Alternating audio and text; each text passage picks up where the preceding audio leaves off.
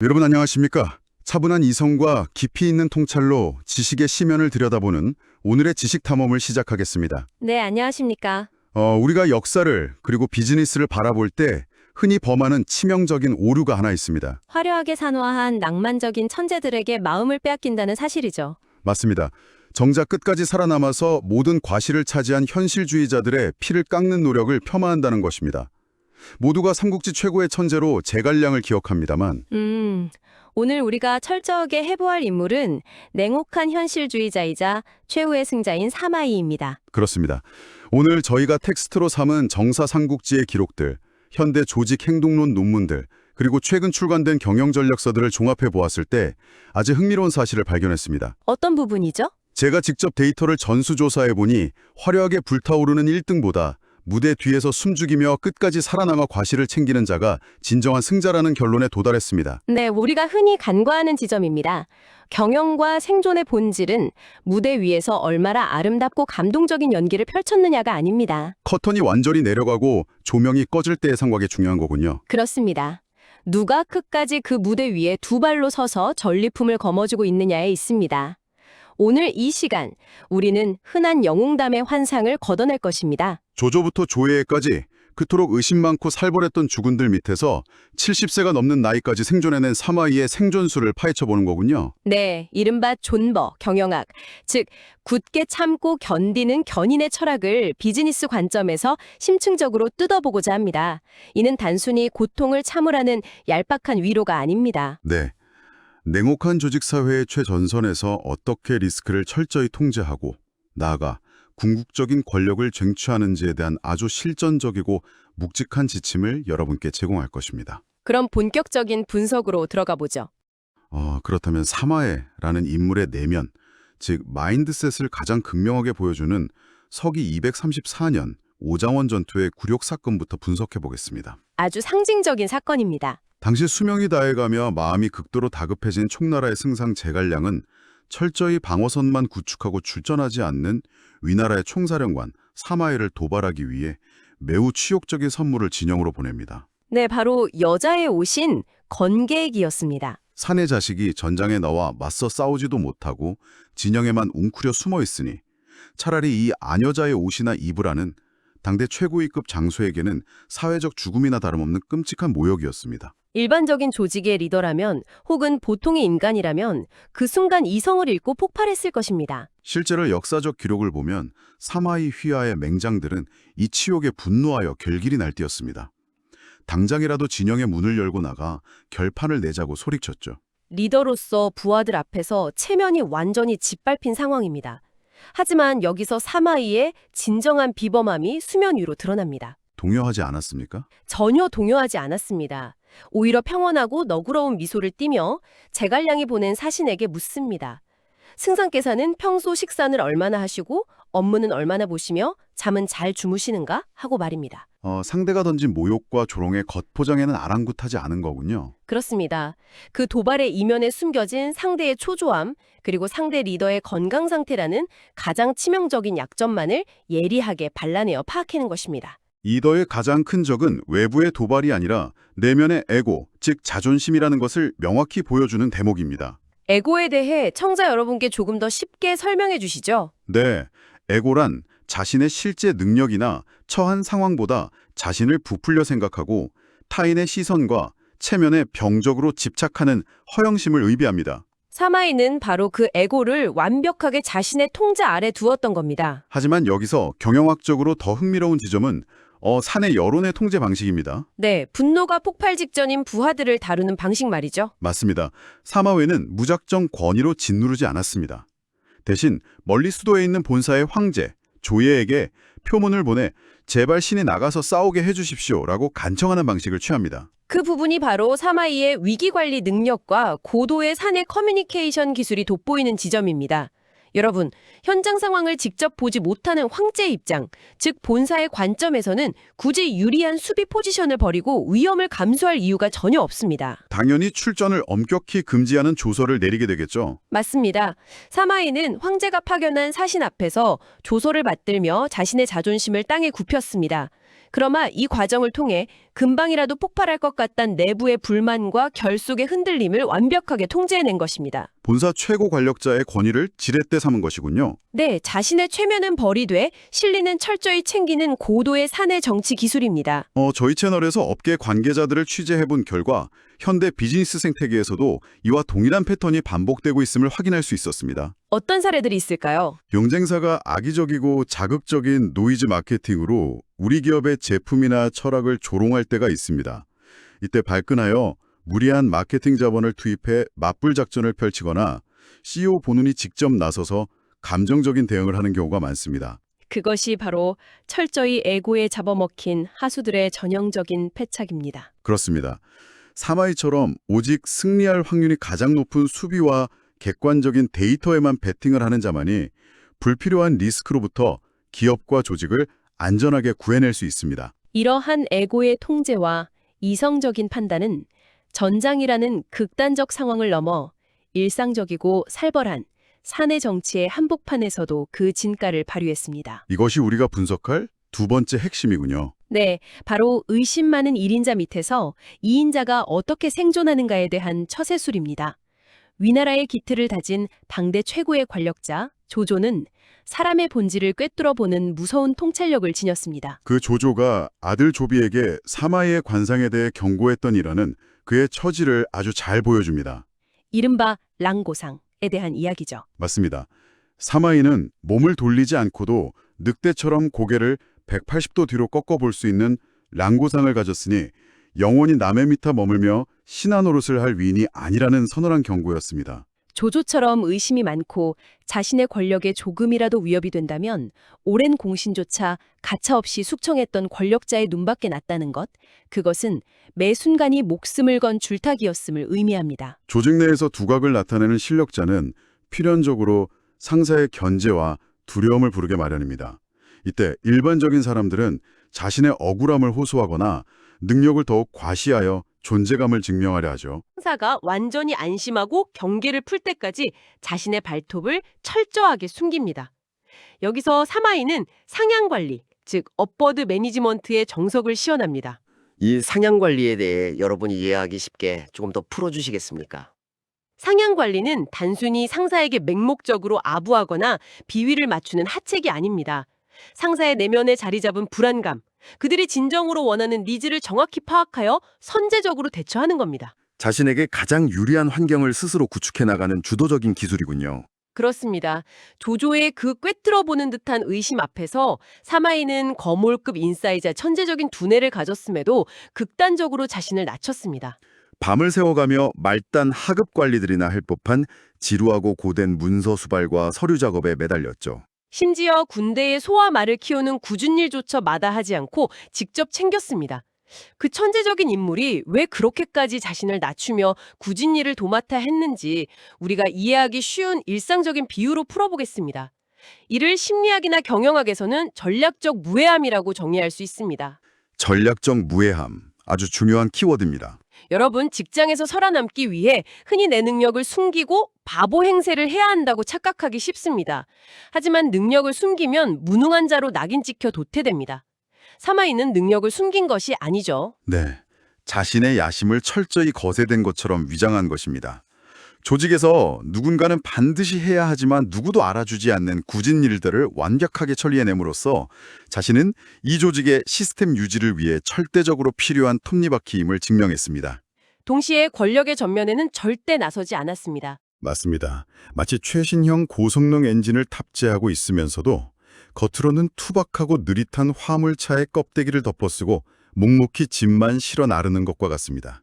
화물차와 스포츠카의 비유가 훌륭하군요. 네, 권력자인 상사는 그 화물차가 언젠가 스포츠카로 변신해 자신을 추월할지도 모른다는 의심을 점차 거두게 되는 것입니다. 매우 탁월한 비유입니다.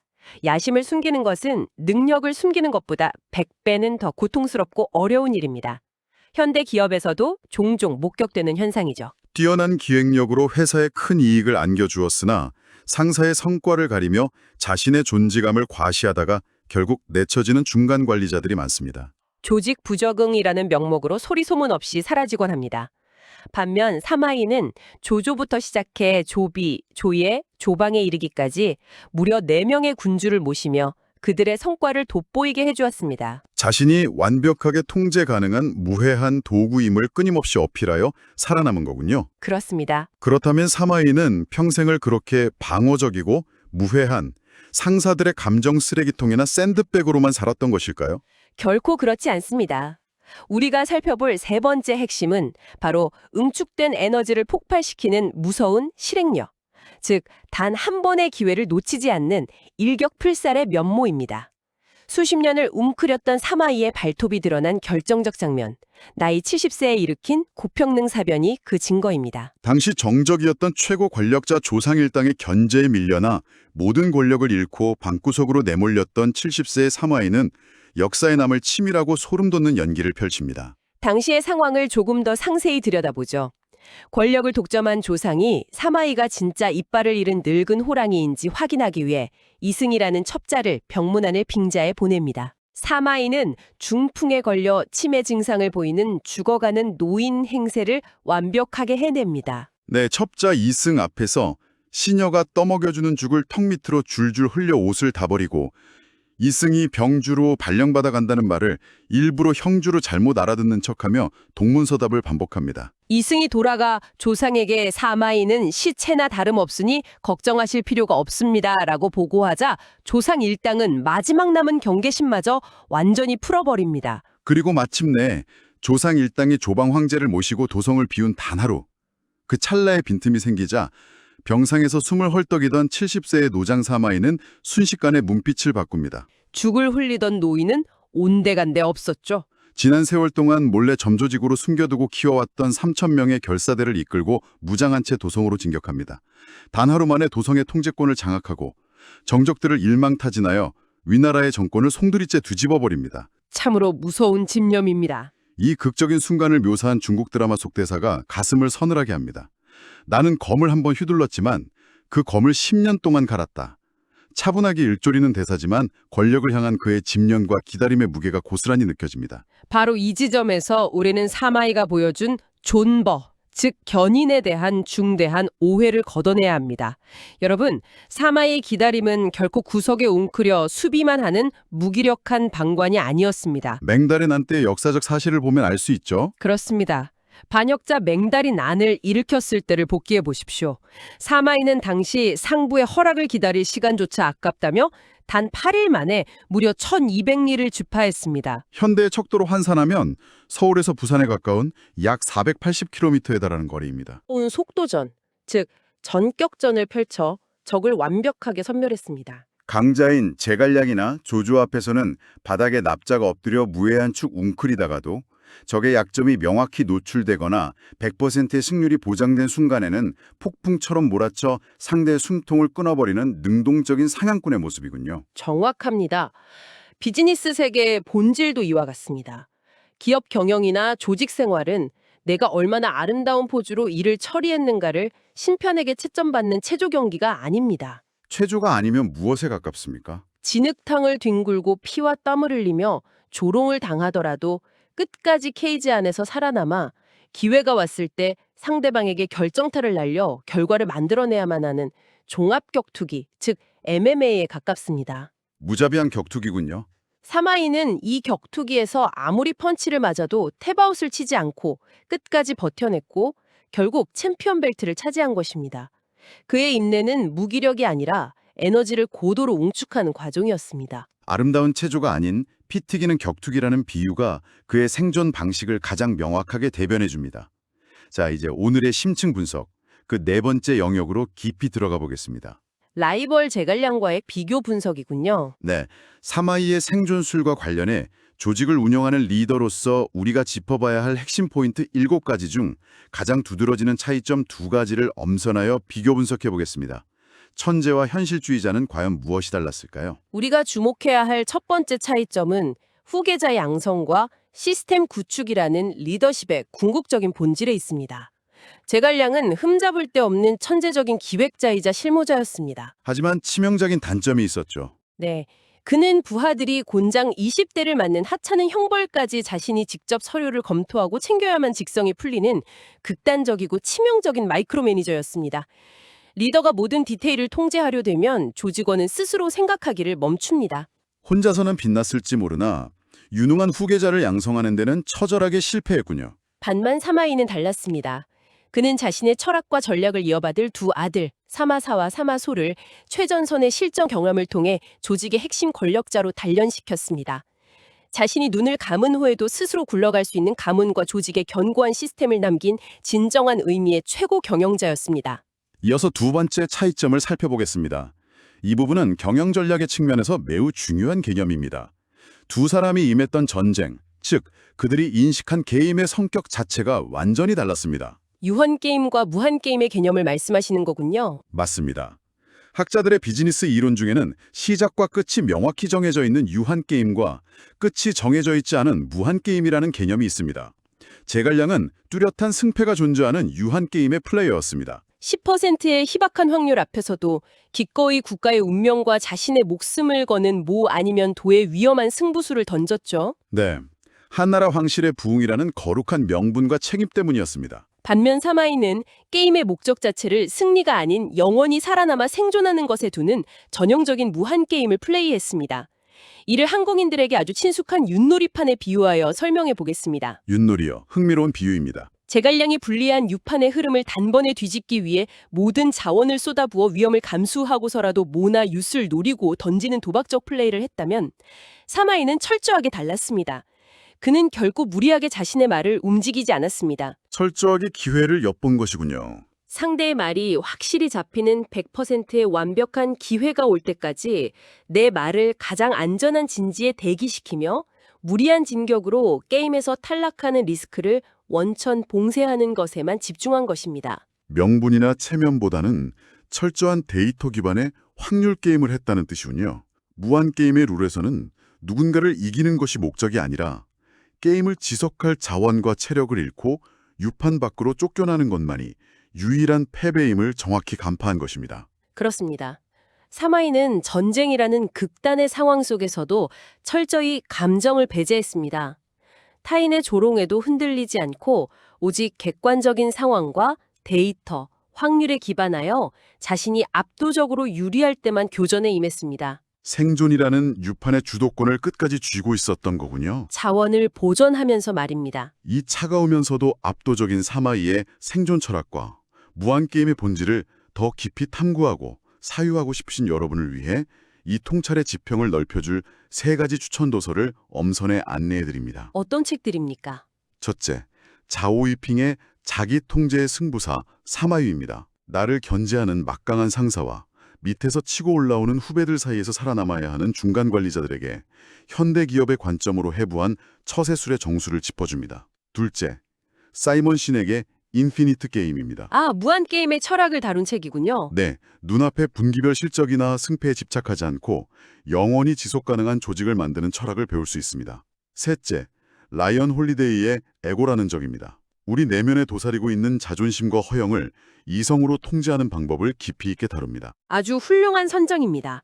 아울러 직장 생활의 철저한 프로페셔널리즘과 군주의 본질을 다룬 마키아벨리의 군주론 속 가면의 의미, 그리고 사마의의 대척점이었던 제갈량의 처절한 책임감이 응축된 출사표 원문을 함께 읽어보신다면 논의의 깊이가 훨씬 넓어질 것입니다.